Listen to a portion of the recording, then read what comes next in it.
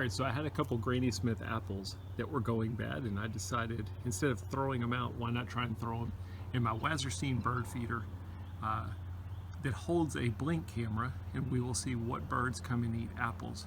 Supposedly, various birds eat them. I've never tried to feed apples, and this is a great feeder to do this with because anything that comes to it, I'll be able to see on the camera. So let's go ahead. I'm going to just leave a couple of them here, and we'll see what kind of action we get.